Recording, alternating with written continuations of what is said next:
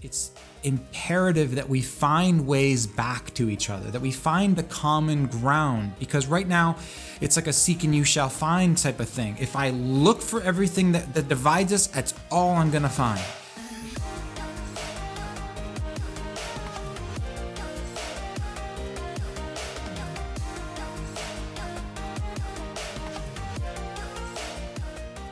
Welcome back to The Pursuit. We help you awaken your potential and achieve your dreams. My name is Patrick, and this little gem is part of our Voices of Wisdom series. And I want to share with you something that came directly from Victor Frankl in this book, Man's Search for Meaning. Now, if you haven't read this book, you should. If you haven't read an excerpt or a quote, take to the internet now.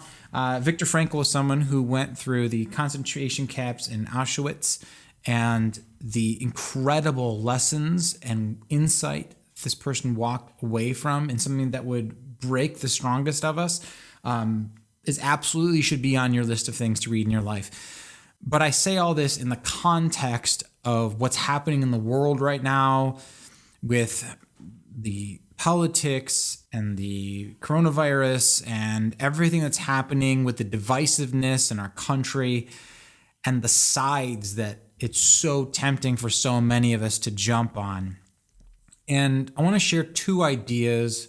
The first one is, and I can't tell you who said this, but the idea is that on a round planet, there are no such things as sides.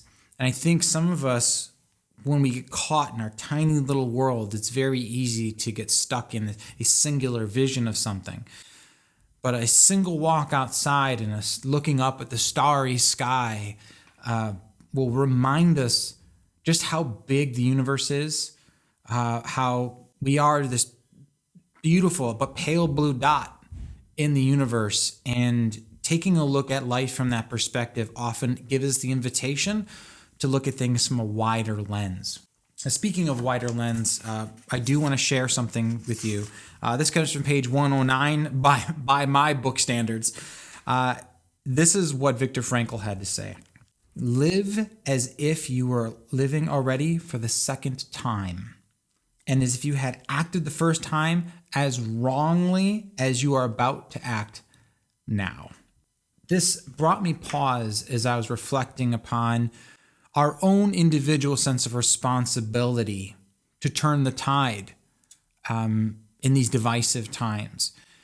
And I think from an awakened perspective, the greatest thing that we can do, and I would invite your thoughts on this, is to one, seek first to understand before being understood. It's imperative that we find ways back to each other, that we find the common ground, because right now it's like a seek and you shall find type of thing. If I look for everything that divides us, that's all I'm going to find.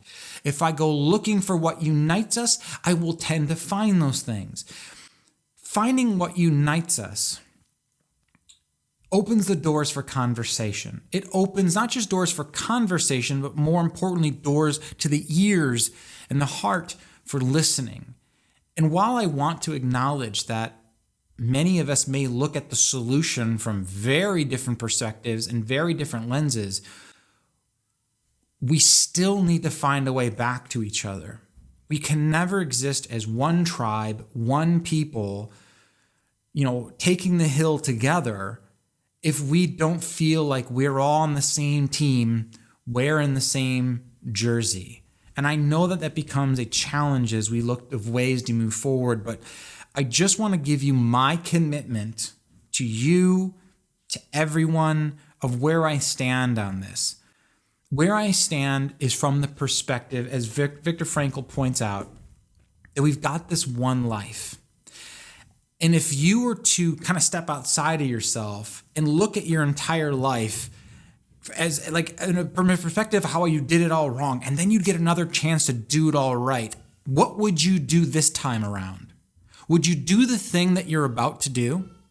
Would you act the way that you're about to act? Or would some wiser part of you call you towards a new height? Some wiser part of you, more awakened part of you say, yeah, this is what I want to say and do, but I'm telling you, there's a better way. And I would challenge you, encourage you, and invite all of us to pursue that higher road, the road that listens, the road that finds bridges of connection. Because no matter how many times and gotcha campaigns and how many times we try to stick it to each other, that doesn't change anything other than create more wars and more conflict. We need to put the knives down. We need to stop finding ways to jab at each other and start looking at each other through the eyes of connection and compassion. And I think through that, we don't need to go through concentration camps, even though some of us may feel like that's where we're headed.